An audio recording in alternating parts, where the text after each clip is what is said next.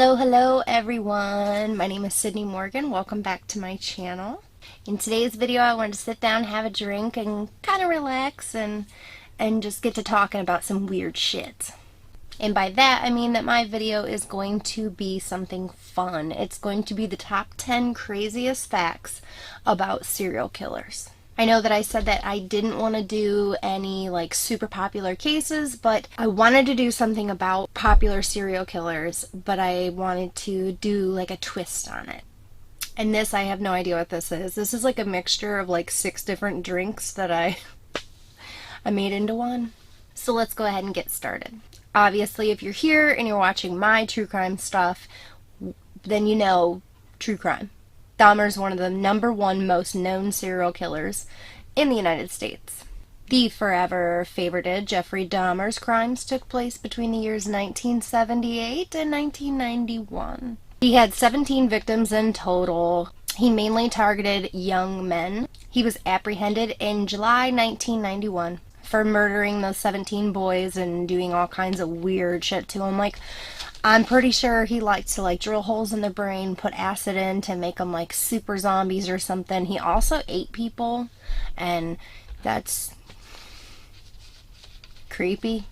But crazy fact number 10 that most people didn't know about Jeffrey Dahmer. His dad actually convinced him to go into the military. So he's in the military and he lives in the barracks with all these random ass other military dudes. His drinking was a huge problem. He'd just get hammered drunk. I can just picture it now. Creepy old Dahmer, drunk as fuck, just trampling around the fucking barracks yelling shit. One of the things that he would brag about to these other men in his barracks in the military was that he killed a man back in Ohio.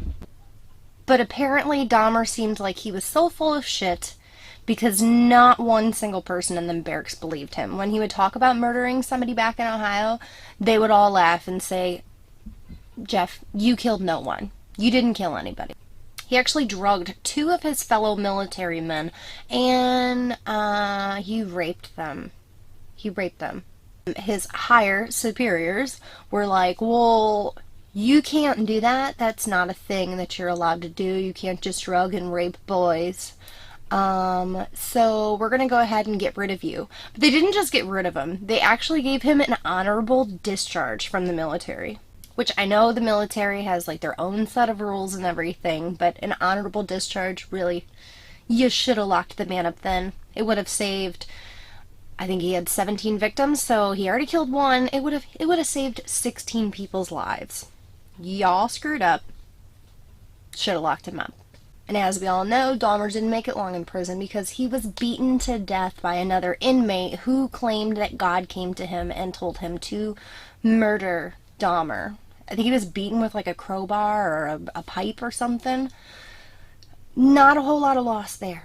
We're moving on up to number 9. Number 9's name is Rodney Alcala. Mr. Alcala's crimes took place between 1968 and 1979. Rodney liked to kidnap young women, assault them, and murder them. He was only convicted of like 8 of his murders. When they caught him, they found those 8 victims. He had taken photos of them, and they were like in this huge stockpile of hundreds of photos of women. So even though he was only convicted of those 8 murders, with the amount of photos that he had of all those women, he could have possibly killed hundreds of women. But something about Rodney that not everybody knows, Rodney had committed a big crime and he was actually sentenced to life in prison. And it might have actually been death. I don't know. He was sentenced to life or death, whatever. And he only ended up serving like a few months of his term before they released him from prison. So he goes out and he starts offending again, and they give us like a few months into the police looking into him for murders. One of the cops that was on the case actually turned on the TV to watch the show called The Dating Game. Now, would have been no big deal, whatever, dating game, weird ass 70s TV show. But in this TV show, a woman would pretty much play 21 questions with 3 guys, but she could not see those guys, so she had no idea what they looked like. And at the end of it, she would have to pick one of those to go on a date with. Now, she would ask them all kinds of questions. She ended up asking him, if you were a fruit, what fruit would you be? And Alcala's pervy ass ended up saying, I'd be a banana. The woman, not even knowing that he's a serial killer, you know, whatever, she doesn't know this guy, she ends up asking him, please elaborate. And he said, peel me. And started laughing. And he was creeping everybody out on the show because, like, yeah, he was kind of a good looking dude, but he had like this crazy ass smile, and he was just really, really creepy. So she actually ended up picking Rodney out of the other two suitors, and they were supposed to go on a date. She actually canceled the date because she realized how creepy this guy was, and that probably saved her life at the end of this. So she really lucked out by choosing not to go on a date with this guy. And Rodney Alcala was sentenced to death. Now, who else better to come in at number 8 than Mr. Night Stalker, Richard Ramirez? And we all know who the Night Stalker is. He's one of the most notorious serial killers in the United States. Cyril. I always try to say cereal like it's like Fruity Pebbles or something. Good thing I know how to spell it right, though. Now, Richard's crimes came in all within a short time period of each other. He was known to do most of his crimes between 1984 and 1985. Now, he technically only had like 13 murder convictions, but he also, within that couple month time period that he went on his crime spree, he had like 50 victims or something. He was known for like random sexual assaults. And the reason why he's so known is because he didn't have a type. There was not like, he wasn't just going after young women or young men or children. This man would go after old couples, he would go after children, he would go after middle-aged men. Like, it didn't matter. He did not have a type. And he didn't have a specific method of murder. And in 1985, he ended up getting caught because of his specific type of shoe he wore. Because unlike every crime that he committed, he left little footprints everywhere, which is like little breadcrumbs that led the police right to him. I guess that's a hint. If you're gonna like do a bunch of crimes in a short time period, you should probably like change your shoes throughout it. Anyways, he ended up getting like 19 death sentences for all the crazy shit that he did. But a fun fact that not many people know about Richard and his case was during the trial, actually, one of his female jurors didn't show up to court one day.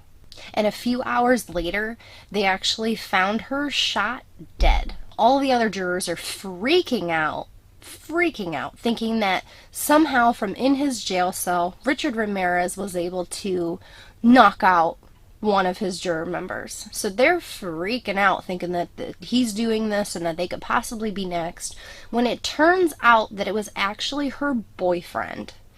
And her boyfriend ended up shooting himself in the head 2 days later. And we all know that clearly Richard Ramirez was sentenced to death. He actually died before then, so he didn't get to get executed. Crazy serial killer fact number 7. It's a man named Joe Metheny.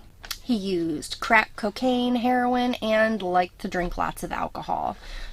Pretty much the only thing that he's missing from his choices of vices is meth. I thought that was kind of like crappy because his name has the word meth in it. That would have been a coincidence. Big O Joe's crimes took place in between the years of 1976 and 1996. Mr. Metheny was convicted of killing 13 people, but they only had enough evidence to convict him for 2 of those 13 murders because Joe owned a burger stand. Joe would take the animal meat that he was supposed to be making into those burgers. He would take his victim's meat and flesh and actually mix it with the burgers, and he would serve them. So he actually got rid of a lot of evidence by doing that. Totally gross. I'd be pissed. Could you imagine going up to a burger stand and being like, hi, can I have a pulled pork sandwich? And then you're eating it and you're like, wow, this is fantastic. What is it? And he says, pork, and laughs like super scary or something. I don't know. He probably didn't do that because obviously these people had no idea that they were eating human But he made a lot of money off of it, and he was able to get rid of a lot of evidence doing it. Joe, you dirty bastard. He was convicted of those murders, and he was sentenced to life without parole. But they actually ended up finding good old Joe at the age of 62, dead in his cell in 2017. On to number 6. Number 6 would have to be the killer clown, John Wayne Gacy. John Wayne Gacy had 33 victims, possibly more. He usually targeted little boys because he would do tricks and try to pretend like he was teaching them magic to lure them in. His crimes took place between 1972 and 1978. And this man had so many bodies that he crammed into the area underneath of his house that the bodies actually started to melt together with time. And it took him like 2 years to sift through all of those bodies and actually piece back together the bodies. Something that a lot of people didn't know about Mr. Gacy was that for 3 months he actually worked as an assistant in the mortuary. But as the assistant in the mortuary, he was really like creepy and not okay. He would like climb into the coffins when nobody was there and like kiss and fondle embalmed bodies, which is pretty freaking gross. He actually would go on to say that even that kind of creeped him out. So then he goes on to commit these like 33 plus murders. He was apprehended in 1978 and he was sentenced to death by lethal injection. Good job. You should have just been a good boy, Mr. John Wayne Gacy, and I guess you wouldn't have gotten the syringe. And on to number 5. Number 5, we're going to be talking about Mr. Albert Fish. That would suck to have that name. Just saying. Albert Fish's crimes took place between the year 1924 and 1932. He was convicted of 3 murders. Usually he would kidnap and kill little boys. Way to go after the vulnerable, Mr. Fish. Fun fact about Mr. Fish was Mr. Fish had an obsession with pain. He was known to take needles and shove them into his back door cavity and into his scrotum. And you're probably thinking, Sydney, how do we know this? How do we know this is true? How do we know that he liked to play with needles in his no-no spots? Well, because after he died, they actually did x-rays and all that fun stuff to his body, and they found 29 needles lodged into his pelvis area. He was convicted of 3 murders of little boys, but they say that it could have been into the hundreds of how many boys that he murdered. But Albert didn't get much further because the law caught up with him, and the law ended up electrocuting him to death. Good job. You deserved it, Mr. Fish. You said you like pain. It's not needles in your ass, but... And at number 4, we're going to come in with Mr. Ted Bundy. Obviously, everybody pretty much knows all the cruel shit that Ted Bundy did. He was accused of, I think, like 30 murders. He was actually only convicted of about 20. His crimes took place between 1974 and 1978. Those are the ones that he got caught and convicted of. But a fun fact that a lot of people don't know about Mr. Bundy is that his friend's niece actually fell into Green Lake in Seattle. Nobody saw this little girl fall in, and Ted actually jumped into the water and saved this little girl's life. So I guess he wasn't all murder and sadness and creepiness after all, because he did one good thing in his life. It's one. I wonder where she's at nowadays. Like, I wonder if it's something that, like, she sits around the campfire while drinking beers with her friends, and she'll be like, hey, did you guys know that I'm the only person that Ted Bundy saved in his life? That he didn't murder? I'm the only person that he was nice to? That'd be a pretty cool story, though. Pretty unique. You obviously don't get a lot of those. Number 4, we are going to talk about Eileen Warnos. Eileen was obviously known for her 7 murders. She ended up getting 6 life sentences out of this, and she was also sentenced to death. But let's take it back a little bit. Did you guys know that Eileen Warnos used to have a nickname? A nickname that was not Monster because of the movie. Great movie. Love that movie. When Eileen was 13, she actually got herself a really crappy nickname. The people in her life used to call her the cigarette pig because Eileen was sexually assaulted and abused by like her grandfather and a lot of other men in her family. That sucks. I'm sorry. But it doesn't mean you can go on and kill a bunch of people. And I'm pretty sure her last kill was a fucking undercover cop. How stupid can you be? But she got her nickname of the cigarette pig by taking sexual favors for things like pocket change and cigarettes. And Eileen was finally put to death by lethal injection. And at number 3, we are going to be talking about Derangel Vargas. I don't even know if that's how you pronounce his name. I'm taking a guess.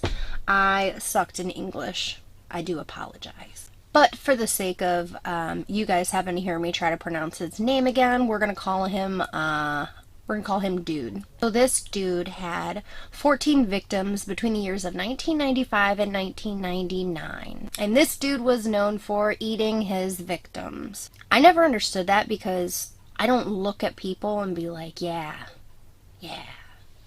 I bet you'd fucking taste good. I feel like that shouldn't even be a thing. But the fun fact about him is that he actually would only eat his male victims because he says that the females didn't taste as good. And he wouldn't eat people who were overweight because he was afraid of the high cholesterol. Thank goodness he was looking out for himself and his well-being and his cholesterol. And I'm actually going to go ahead and throw in a bonus fact right here. Mr. Jeffrey Dahmer, he also would eat some of his victims, and he was particular about what he ate as well. He actually would not eat the part of people that were tattooed because he said it tasted funny. And people look at me and judge me because I've got a shit ton of tattoos, but you know what? I wouldn't have gotten eaten. I have too many tattoos and I would taste terrible. On to number 2, Henry Lee Lucas. Henry was convicted of 3 murders, but he was also suspected of 8 murders. Between 1960 and 1983, he was known for confessing to up to 600 murders in the United States.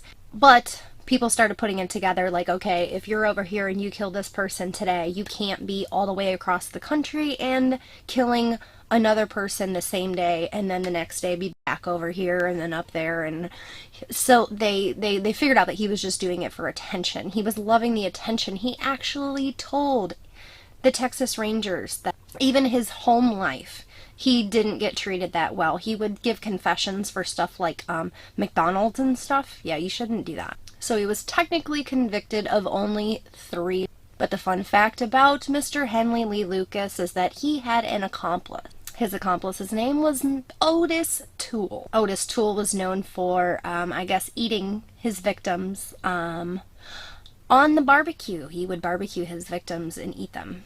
When police asked Henry why he did not partake in the cannibalism, it's because his only excuse was that he didn't like barbecue sauce. That was very nice of you, Henry. Thank you for not eating your barbecued victims. On to the number 1 crazy fact about serial killers. We're going to be talking about Richard Chase. Richard Chase's crimes took place between the time of 1977 and 1978. Richard was known as the vampire because he would drink his victims' blood, and he was also a necrophiliac, which is gross. I wonder if he drank the blood before or after he killed them. Just an extra little thought. Richard was actually convicted of 6 murders, and he was known for using multiple weapons. Like, he would shoot one person and then stab the next, which isn't very common. Generally, killers tend to use the same method of murder because they like perfect it, and then they just continue to do what they're good at. Fun fact about Mr. Chase was that he used to catch small animals and he would either eat them raw or he would mix them in with some milk and Coca-Cola and make milkshakes out of little animals. You'd have to have a really good blender, by the way, because my blender can't make it through chewing up some ice, let alone chewing up some bones and shit. So good job, and I wish he was still alive to tell me what brand of blender he used for his Coca-Cola and dead body milkshakes. He actually died of an overdose. I guess that's a good thing for small animals and people because they're not going to get eaten or drank with his dinner. For dinner. Thank you for sitting through my top 10 crazy facts about serial killers. If you like this video, go ahead and give it a thumbs up. Make sure you subscribe and keep an eye out for new videos from me. If you like this type of video, let me know in the comments, or if you have like a cool fun fact about a serial killer that I didn't name, go ahead and put it down in the comments. I just finished up my first 3-part series about a killer named Matthew Hoffman, who was a crazy murderous tree trimmer, and he murdered people and put them in trees and stuff, so go check that out. Now for a fun fact about me. I actually own 2 small businesses. The one small business, I make handmade jewelry and soy wax melts in all different scents. The links to both shops will be below in my description. With this video, I'm actually offering 10% off if you use the code YouTube. Don't forget to let me know how I'm doing, and if you guys want me to continue making videos, I kind of got to know if you like them. So you got to give me a like or a subscription or a comment below. Thank you guys so much, and I'll see you next time.